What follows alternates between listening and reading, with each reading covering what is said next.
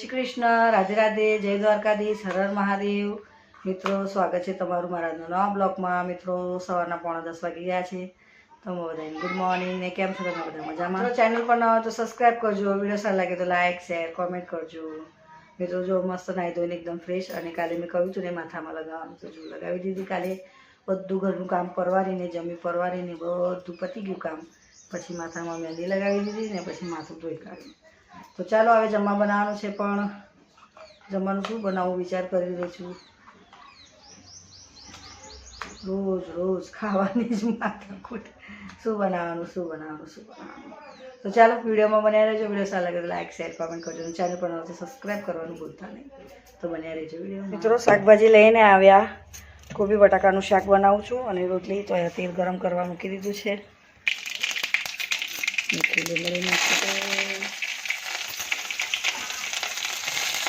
લીલા મરચાં,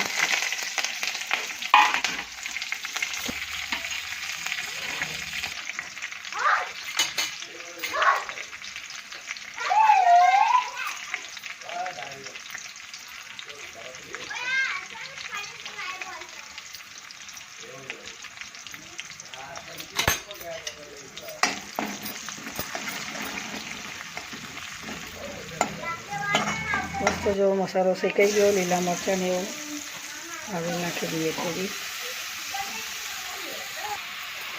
હવે સરસ મજાની આપણે કોબી બટાકાનું શાક વઘારી કાઢ્યું છે। હવે એક બાજુ શાક થાય ને એક બાજુ હવે લોટ ગૂંધી કાઢું।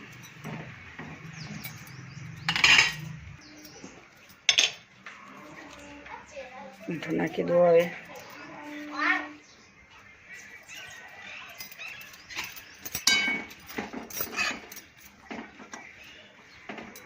ચાલો હવે થોડુંક પાણી નાખી દીધું છે, થોડી સરસ થઈ જાય ને કોબી, હવે ઢાંકી દો એને।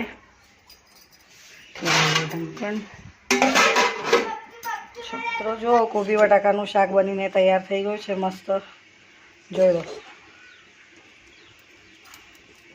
હવે ઉપર નાખી દઈએ ધાણા।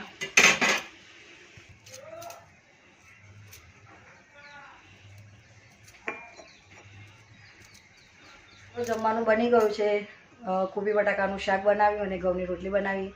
તો ચાલો મિત્રો આજ માટે આટલું જ। ચેનલ પર નવા તો સબસ્ક્રાઈબ કરજો, વિડીયો સારા લાગે તો લાઈક શેર કોમેન્ટ કરજો।